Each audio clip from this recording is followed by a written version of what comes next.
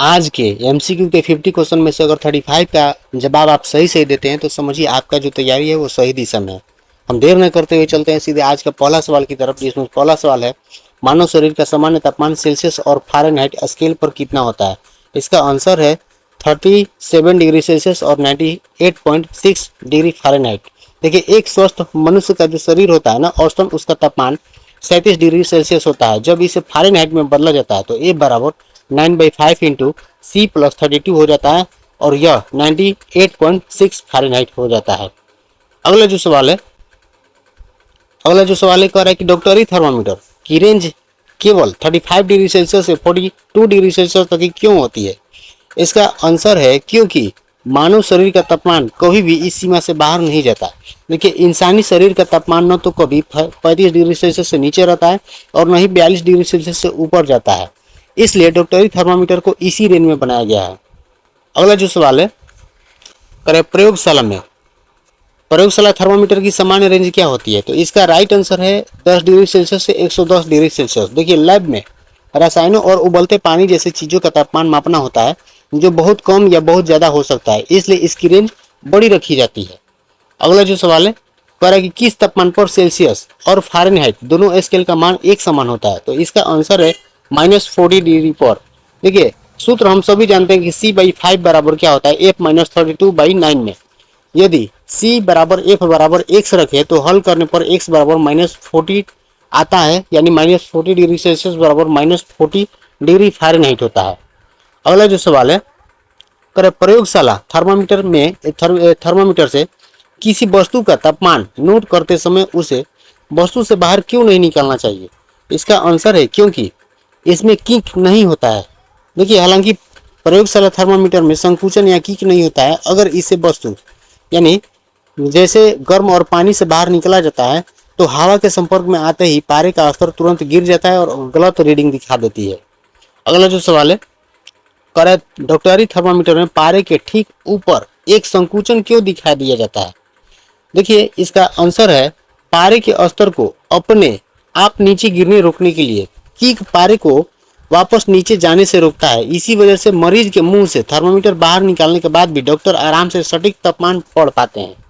अगला जो सवाल है आजकल पारे वाले थर्मामीटर की जगह डिजिटल थर्मामीटर का उपयोग क्यों बढ़ गया है। क्योंकि पारा जो होता है ना, एक विषैला पदार्थ है, यही इसका राइट आंसर। देखिए, पारा धातु जो होती है अत्यंत जहरीली होती है और यदि थर्मामीटर टूट जाए तो पारे का निपटान करना मुश्किल होता है। डिजिटल थर्मामीटर में पारे का उपयोग नहीं होता है, यह इलेक्ट्रॉनिक सेंसर पर काम करता है और सुरक्षित भी ज्यादा रहता है। अगला जो सवाल है करेगी तापमान का अंतर्राष्ट्रीय मानक यानी एसआई मात्रक क्या होता है। तो इसका आंसर होता है केल्विन में। देखिए, यद्यपि हम दैनिक जीवन में सेल्सियस का उपयोग करते हैं, लेकिन विज्ञान में तापमान का एसआई मात्रक यानी केल्विन है। ध्यान रहे कि केल्विन के साथ डिग्री का चिन्ह नहीं लगाया जाता है।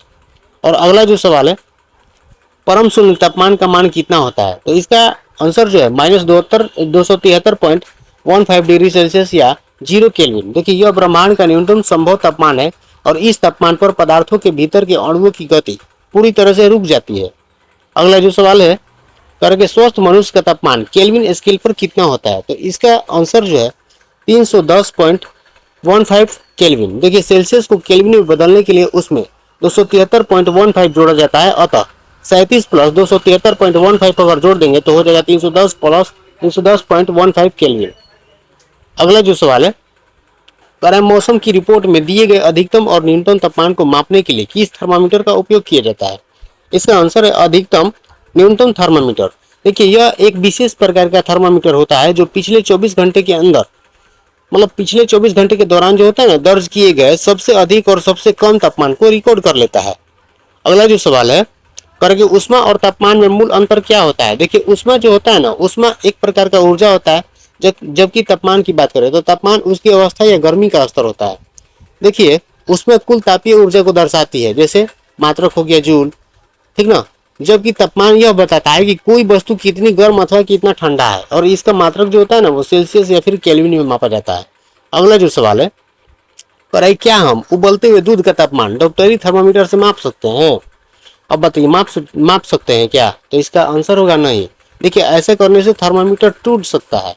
उबलते दूध का तापमान 100 डिग्री सेल्सियस के करीब होता है, जबकि डॉक्टरी थर्मामीटर की अधिकतम क्षमता केवल 42 डिग्री सेल्सियस ही होती है और अत्यधिक दबाव के कारण यह फूट सकता है। अगला जो क्वेश्चन है, कह रहा है लोहे की रॉड का एक सिरा आग में रखने पर दूसरा सिरा भी गर्म हो जाता है, यह किस विधि से होता है? तो इसका आंसर जो है ना वो चालन विधि द्वारा यानी कंडक्शन मेथड के द्वारा। देखिए ठोस पदार्थों में ऊष्मा गर्म सिरे से ठंडे सिरों की ओर बढ़ते हैं, यानी कण जो होते हैं इसके आपस में सटाव होते हैं कणों की, तो कणों की आपसी टकराव से बढ़ती है, लेकिन कण अपनी जगह नहीं छोड़ते हैं और इसे ही हम चालन कहते हैं। अगला जो सवाल है, कह कि ठोस पदार्थों में ऊष्मा का स्थानांतरण मुख्य रूप से किस विधि द्वारा होता है? तो इसका भी राइट आंसर है कंडक्शन यानी कि चालन। देखिए ठोस के एक एक जो अणु होते हैं ना, एक दूसरे से अणु बहुत पास बंधे होते हैं और इसलिए वे केवल कंपन करके अपनी ऊष्मा अगले अणु को सौंप देते हैं।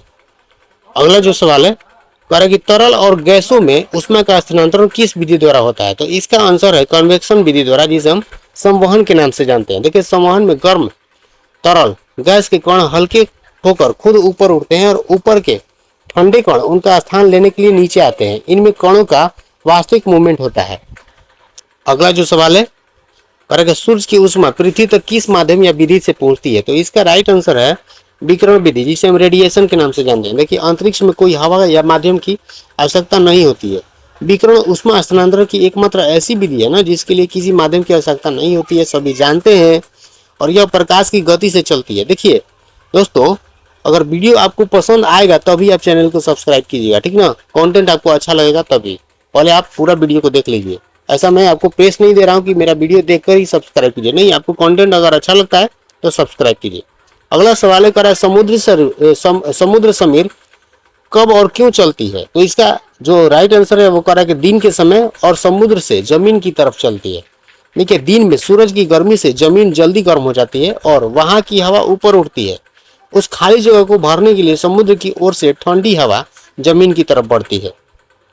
अगला जो क्वेश्चन है, कह रहा है कि थल समीर कब और किस दिशा में चलती है? तो इसका आंसर है रात के समय और जमीन से समुद्र की तरफ। देखिए रात में जमीन पानी के मुकाबले जल्दी ठंडी हो जाती है।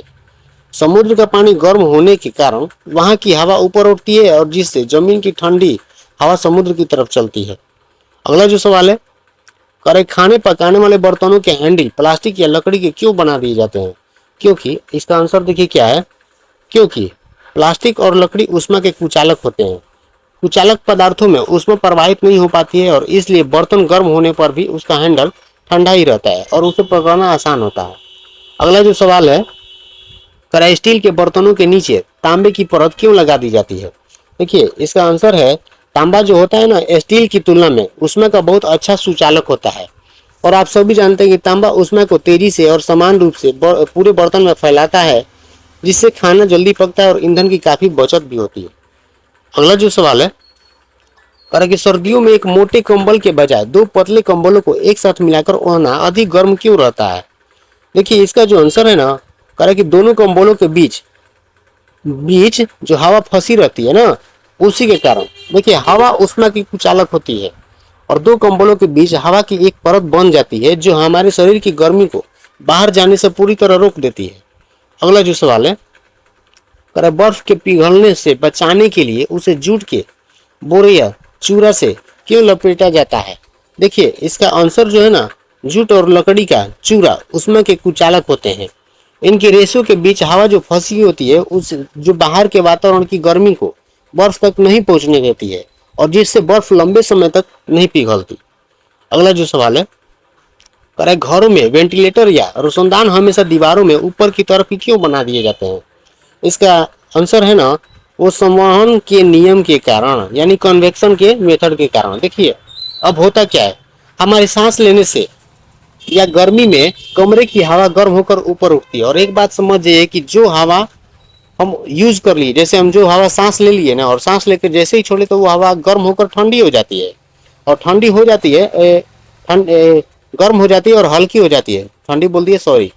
देखिए जो सांस हम लेते हैं हवा को और उसको जैसे ही हम छोड़ते हैं तो हमारे छोड़ने के बाद वो हवा जो होती है वो गर्म हो जाती है और हल्की हो जाती है और जैसी हल्की होती है तो ऊपर की तरफ भागना चालू कर देती है और ऊपर बने रोशनदान से यह गर्म हवा बाहर निकल जाती है और खिड़कियों में ठंडी हवा जो होती है वो अंदर आ जाती है।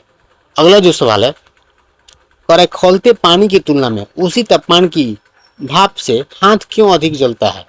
इसका जो आंसर है भाप में जो गुप्त ऊष्मा छिपी रहती है ना, उसी के कारण।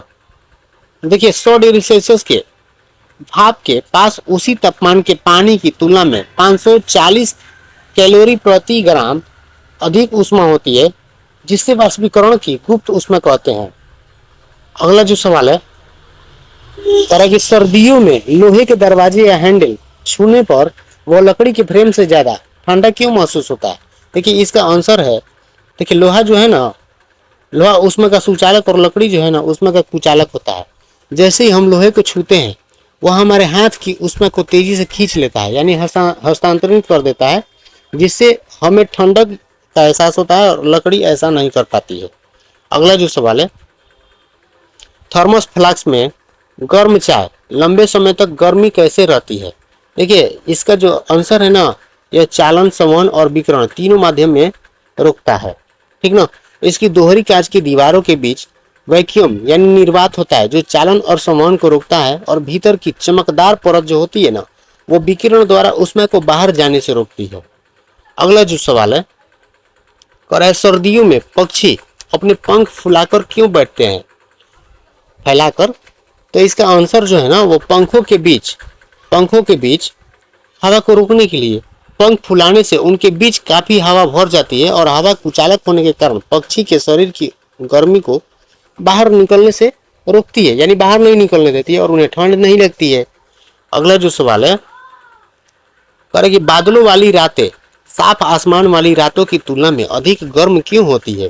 तो इसका राइट आंसर है, बादल विकिरण ऊष्मा को वापस परावर्तित कर देते हैं। देखिए दिन में पृथ्वी को जो ऊष्मा सोखती है ना, यानी कि दिन में जो पृथ्वी ऊष्मा सोखती है, रात में उसे विकिरण के रूप में अंतरिक्ष में छोड़ती है, लेकिन आसमान में बादल होने पर वे इस ऊष्मा को रोककर वापस पृथ्वी की ओर भेज देते हैं, ठीक ना, ठीक ग्रीन हाउस प्रभाव की तरह। अगला जो क्वेश्चन है, कि थर्मस फ्लास्क के भीतरी दीवारें शीशे जैसी चमकदार या सिल्वर क्यों बनाई जाती है? इसका राइट आंसर है, विकिरण द्वारा होने वाले ऊष्मा के नुकसान को कम करने के लिए। देखिए चमकदार जो होता है ना सतह, वो ऊष्मा की किरणों को परावर्तित कर देती है, अंदर की गर्मी टकराकर अंदर ही रह जाती है, बाहर निकलती नहीं है। अगला जो सवाल है, पदार्थ की 3 मुख्य अवस्थाएं कौन सी है और इन्हें कैसे बदला जाता है? देखिए हम सभी जानते हैं पदार्थ की 3 अवस्थाएं ठोस, द्रव और गैस होती है, और इन्हें ऊष्मा या तापमान देकर या लेकर बदला जा सकता है।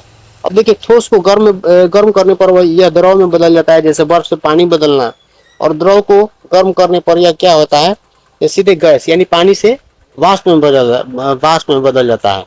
अगला जो सवाल है, कि गुप्त ऊष्मा किसे कहते हैं? देखिए अवस्था बदलते समय, इसका आंसर जो है वो अवस्था बदलते समय बिना तापमान बढ़ाए सोखी गई या छोड़ी गई ऊष्मा को ही हम क्या बोलते हैं, गुप्त ऊष्मा बोलते हैं। क्योंकि जब कोई पदार्थ अपनी अवस्था बदलता है, जैसे बर्फ से पानी बनना, तब दी जाने वाली ऊष्मा तापमान नहीं बढ़ाती, बल्कि अणुओं के बीच के बंधन को तोड़ती है और यह ऊष्मा छिप जाती है, इसलिए इसे गुप्त ऊष्मा कहते हैं। अगला जो सवाल है, बर्फ के पिघलने की गुप्त ऊष्मा का मान कितना होता है?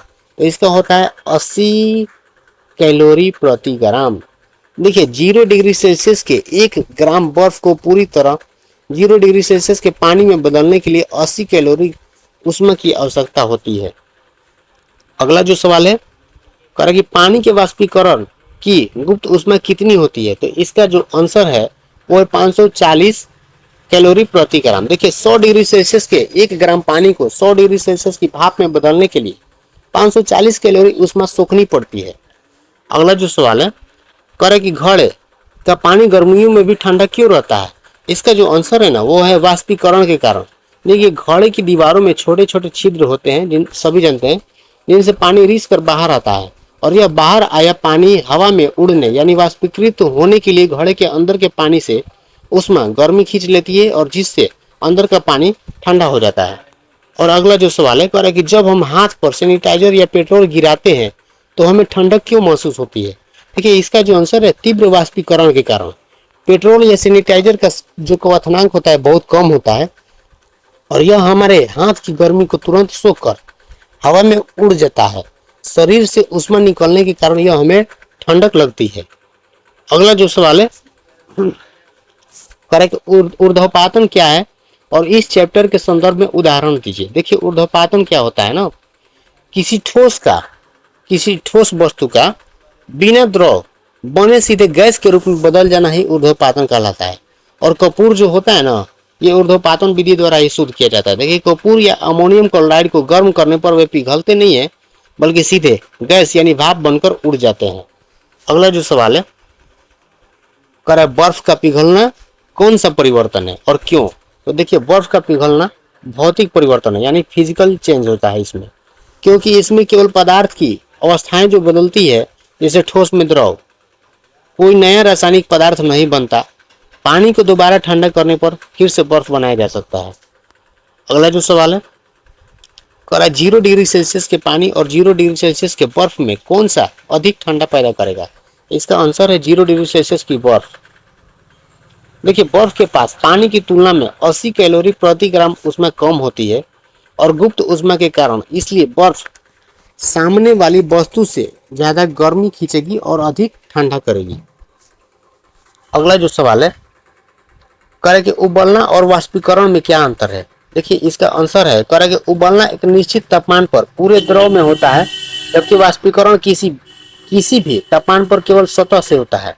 देखिए पानी 100 डिग्री सेल्सियस पर उबलता है तेजी से, लेकिन कपड़े सुखाते समय पानी सामान्य तापमान पर धीरे धीरे हवा में उड़ता है। इसे हम सतही प्रक्रिया कहते हैं। अगला जो सवाल है, करा कि रेल की पटरियों के बीच में थोड़ी खाली जगह क्यों छोड़ दी जाती है। तो इसका आंसर है तापीय प्रसार के कारण। देखिए थर्मल एक्सपेंशन बोलते हैं इसको। गर्मियां आने पर लोहा जो है ना ऊष्मा पाकर फैल जाता है। यदि पटरियों के बीच जगह नहीं छोड़ी जाएगी तो फैलने के कारण पटरियां जो है ना वो मुड़ जाएगी और बड़ा हादसा हो सकता है। इसी वजह से गैपिंग छोड़ दी जाती है। अगला जो सवाल है, करेगी कांच के गिलास में अचानक खौलता हुआ पानी डालने पर यह चटक टूट जाता है, क्यों। इसका जो आंसर है वो असमान प्रसार के कारण होता है। असमान प्रसार यानी अनइक्वल एक्सपेंशन होता है। देखिए कांच ऊष्मा का कुचालक है, सभी जानते हैं, और गर्म पानी डालते ही गिलास के भीतरी दीवारें जो होती है ना फैल जाती है, लेकिन बाहरी दीवार पर गर्म पानी नहीं पहुंचती, जिससे यह फैलती नहीं है और इसी खिंचाव से कांच टूट जाता है। अगला जो सवाल है, कर विशिष्ट ऊष्माधारिता क्या होती है। देखिए इसका आंसर होगा कि 1 ग्राम पदार्थ का तापमान 1 डिग्री सेल्सियस बढ़ाने के लिए जरूरी ऊष्मा की मात्रा ही क्या कहलाती है, विशिष्ट ऊष्मा कहलाती है। देखिए अलग अलग पदार्थों की विशिष्ट ऊष्मा जो होती है वो अलग अलग होती है, और पानी की विशिष्ट ऊष्मा सबसे अधिक होती है, यानी 1 कैलोरी प्रति ग्राम डिग्री सेल्सियस होती है। यानी पानी बहुत देर से गर्म और बहुत देर से ठंडा होता है। दोस्तों मैं बार बार बोल रहा हूँ कि अगर वीडियो का कंटेंट अच्छा लग रहा है तो मेरे चैनल को सब्सक्राइब जरूर करें, ताकि इससे भी अच्छा से अच्छा वीडियो आपको प्रोवाइड कराया जा सके। अगला जो सवाल है, करेगी कारों के रेडिएटरों और सिकाई करने वाली बोतलों में पानी का ही उपयोग क्यों किया जाता है। इसका जो आंसर है ना, करेगी क्योंकि पानी की विशिष्ट ऊष्माधारिता बहुत उच्च होती है। देखिए पानी बहुत अधिक ऊष्मा सोखने के बाद भी अपना तापमान धीरे धीरे बढ़ाता है, और इसलिए यह इंजन की गर्मी सोखने और लंबे समय तक सिकाई के लिए बेस्ट होता है। अगला जो सवाल है वो कह रहा है कि 50 डिग्री सेल्सियस के 1 लीटर पानी को 30 डिग्री सेल्सियस के 1 लीटर पानी के साथ मिलाया जाता है, तो मिश्रण का तापमान कितना होता है। तो इसका आंसर होगा कि 30 डिग्री सेल्सियस से 50 डिग्री सेल्सियस के बीच ही होगा। देखिए ऊष्मा हमेशा गर्म वस्तु से ठंडी वस्तु की ओर बहती है, और इसे हम ऊष्मा स्थानांतरण की विधि बोलते हैं। देखिए 50 डिग्री सेल्सियस वाला पानी ऊष्मा छोड़ेगा और 30 डिग्री सेल्सियस वाला सूखेगा, करेगी जिससे तापमान दोनों के बीच क्या होगा, लगभग 40 डिग्री सेल्सियस पर आकर रुक जाएगा। अगला जो सवाल है, करेगी यदि किसी वस्तु का तापमान सेल्सियस स्केल पर 45 डिग्री सेल्सियस है तो फारेनहाइट स्केल पर इसका तापमान क्या होगा। देखिए हम सूत्र जानते हैं कि F बराबर क्या होता है, 9/5 इंटू सी प्लस 32। तो यहाँ पर दिया है ना, देखिए F बराबर अगर फार्मूला लगाते हैं 9/5 इंटू सी का वैल्यू दिया 45 डिग्री सेल्सियस और प्लस 32, तो क्या हो जाएगा, 5 से कट जाएगा 9 बार में, तो 9 इंटू 9 प्लस 32 इक्वल टू क्या हो गया 81, ठीक ना। तो इसका राइट जो होगा आंसर वो क्या होगा 81। अगला जो सवाल है, करेगी कैलोरी और जूल में क्या संबंध है। तो देखिए यहाँ पर होगा क्या कि 1 कैलोरी बराबर 4.18 जूल होता है, ठीक ना, लगभग 4.2 जूल के बराबर होता है। और ये दोनों ही उष्मा यानी ऊर्जा के मात्रक है। जूल विज्ञान का मात्रक है और कैलोरी का उपयोग अक्सर भोजन या तापीय ऊर्जा की मात्रा दर्शाने के लिए किया जाता है।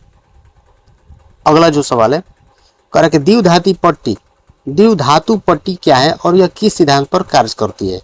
देखिए इसका आंसर जो है वो कह रहा है कि दो अलग अलग की पट्टी जो असमान तापीय प्रसार के सिद्धांत पर काम करती है। देखिए जब लोहे और तांबे की पट्टी को जोड़कर गर्म किया जाता है तो तांबा लोहे से ज्यादा फैलता है, जिससे पट्टी मुड़ जाती है और इसका उपयोग ऑटोमेटिक आयरन यानी प्रेस या थर्मोस्टेट में बिजली काटने के लिए होता है। अगला जो सवाल है कह रहा है कि सर्दी के मौसम में अक्सर पानी के पाइप क्यों फट जाते हैं। तो इसका जो आंसर है ना वो कह रहा है पानी के जमने पर इसके आयतन यानी प्रसार होने के कारण। कह रहा है पानी जब 4 डिग्री सेल्सियस से नीचे ठंडा होकर बर्फ बनता है तो वह सिकुड़ने के बजाय फैलता है और पानी के अंदर बर्फ फैलने के लिए जगह न मिलने पर वह पाइप को फाड़ देता है। अगला जो सवाल है कह रहा है कि किस तापमान पर पानी का घनत्व तो सबसे अधिक होता है। इसका आंसर है 4 डिग्री सेल्सियस पर। देखिए पानी का व्यवहार अजीब होता है, यह 0 डिग्री से 4 डिग्री सेल्सियस तक गर्म करने पर यह सिकुड़ता है, जिससे 4 डिग्री सेल्सियस पर इसका आयतन सबसे कम और घनत्व तो सबसे अधिक हो जाता है। इसके बाद गर्म करने पर यह फैलना शुरू करता है। आशा करते हैं दोस्तों कि ये वीडियो आपको बहुत ही ज़्यादा अच्छा लगा होगा। अगर वीडियो अच्छा लगता है तो वीडियो को लाइक शेयर कमेंट और चैनल को सब्सक्राइब जरूर करें, ताकि आपको हर एक चैप्टर से जितने भी अच्छा से अच्छा कंटेंट हो प्रोवाइड कराया जा सके। अपना ख्याल रखें, सुरक्षित रहें। जय हिंद और हमारा वीडियो देखते रहें।